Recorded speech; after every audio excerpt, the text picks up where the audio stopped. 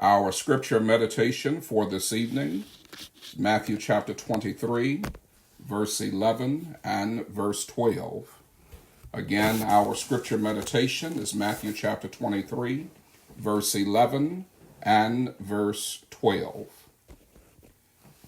In an effort to validate themselves, some people insist on specific titles to describe their professions. I have actually known individuals who put more emphasis on the title than the pay itself. Call an administrative assistant a secretary, and that might be considered an insult. Garbage collectors prefer being referred to as sanitation workers. Janitors have been replaced by maintenance engineers. Customer service representatives now have the distinction of being client support specialists. Even bartenders get upset when not referred to as a mixologist. Why do people need these flattering titles? Why do ordinary people think job titles will make them extraordinary? Maybe they just care too much about how others see them. Or maybe they do not understand that titles do not define a person, nor do they provide self-worth. Interestingly, some of the most well-compensated professionals have simple job designations. Better yet, more secure people understand that self-esteem is better established by the content of their character as opposed to their careers. Yet a great deal of the working public will demand the acknowledgement of their preferred professional title. This is seen in the nameplates at their jobs, the taglines on their emails, and the identifying markers on their social media accounts. For this reason, few would value the title of groom of the stool. The name refers to just that, a person who managed the bathroom affairs of English kings. Specifically, this professional position required the worker to supply the bowl for the king's excretion. He had to avail himself to that king at all times so as to be ready for the king's digestive motions, if you get my drift. In addition, the groom of the stool had to supply the necessary provisions for the king to clean himself afterwards. Though debated by historians, some have even suggested that Henry VIII required these individuals to actually perform the task of wiping and cleaning him after his bowel movements. Various historians do agree that the person in this position also held responsibility for monitoring the king's diet, monitoring the king's bowel movements, so that he and the royal doctor could collaborate on that monarch's health.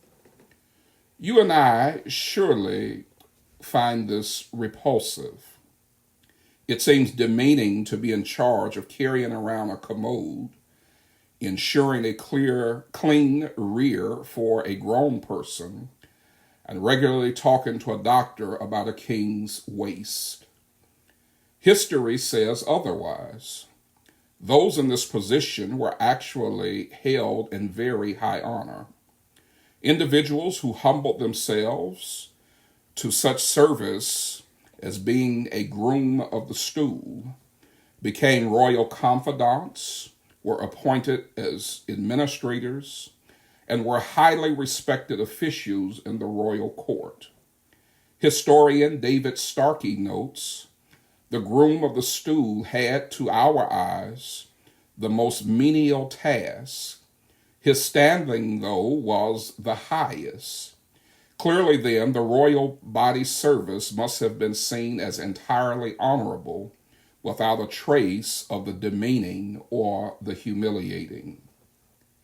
Now, this understanding of the inner workings of English monarchs makes the words of Matthew 23, verses 11 and 12 more palatable. In other words, Jesus' command is not so bad. There he said, "But he that is greatest among you shall be your servant. And whosoever shall exalt himself shall be abased, and he that shall humble himself shall be exalted. This passage addressed the egotistical and prideful attitudes of both the scribes and Pharisees. They attempted to elevate themselves above others by focusing on their knowledge of the Mosaic law and how those they scrutinized committed technical violations of the law. By highlighting the wrongs of those around them, these arrogant-minded religious hypocrites try to establish themselves as superior to the common man. Unfortunately, this pious disposition did not limit itself to the scribes and Pharisees. Even some of the disciples, those who actually walked with Christ, had episodes that demonstrated the human tendency towards self-validation, even if that validation came at the cost of invalidating others.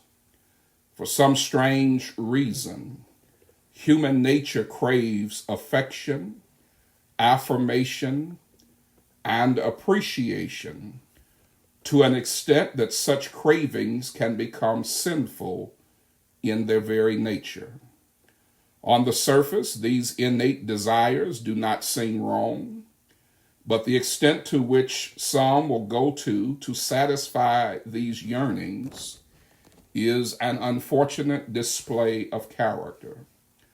A person can easily make such a demand to ensure receipt of these assurances that they will unknowingly rob others of their due and compromise their relationships with those from whom they feel they are owed more. A person who greatly needs more affection, more affirmation, and more appreciation unwittingly become nuisances to those upon whom they make their demands because of their inability to see how exhausting it is to give a person what they should already have within themselves. This syndrome not only affected the scribes, Pharisees, and disciples, it describes the problem of human nature today as well. Lots of relationships suffer between people because of those who cannot be satisfied within themselves. They look for others to fill the voids of their own existence. Rarely can they stand another being praised, complimented, or validated by someone else. When a person esteems another, the person suffering from this syndrome of inferiority discounts the worth attributed to someone else, whether vocally expressed or quietly thought. Some do not appreciate others or their contributions because they feel they have been somehow denied the attention, the love, or the validation from someone. They not only discount the value of the person who receives accolades, but they also began to discount the worth of the individual providing those accolades. Ironically, they would reassign value to that person if the individual would redirect the honor that they give to someone else and redirect that honor to them. Jesus clearly taught that greatness is not achieved by the words conferred by mere mortal man. In fact, we must be careful when man is quick to compliment and to give honor, because his motives might be more selfish than what is readily revealed. In like manner, greatness cannot be achieved by self-promotion, self-indulgence, or in an attempt to deny someone else their honor. The path to greatness takes a humble route by someone who does not make his ego or selfish ambition the reason for the journey. H.G. Wells aptly said, "When a man realizes his littleness, his greatness can appear." Some of the greatest contributions to human history came from individuals who only sought to serve people or those who sought to address a need. Rarely do great people set out to be great. They just do great things because it's the right thing to do. Even those who may be esteemed great in the eyes of man, or who have been legends in their own minds, can only define their greatness by human measurements. Without a selfless heart and a spirit aligned with the character of holiness, that person's perception of greatness is void the validation of God. Essentially, greatness in one's own eyes is nothing short of blindness. English monarchs elevated those who humbled themselves to service, a truly humbling service. Those who postured themselves as too good to serve in such a capacity did not realize the honor given to those who walk the path of humility. The same is true for those who desire respectability in God's kingdom. He elevates the one who humbles himself. He honors not those who demand honor for themselves, but chooses to give honor to those who serve others, even when personally inconvenient and at a personal sacrifice. An obituary might read many flattering things about a person's worldly accomplishments, such as where he went to school, jobs held, awards granted, or the other recognitions possible to an individual. No better statement can be said about a person's life than to say that he who loved the Lord did so by serving others with no purpose other than God's sheer glory and no expectation other than what God chose to confer. Finally, be ever humble. Never think of yourself as superior to others. When an opportunity presents itself, serve, even if that service does not afford you man's affection, man's affirmation, or man's appreciation. Serve because it is the right thing to do. Do not seek man's approval, for God has already promised to exalt the humble. And remember to live for today, prepare for tomorrow, and keep the end in mind.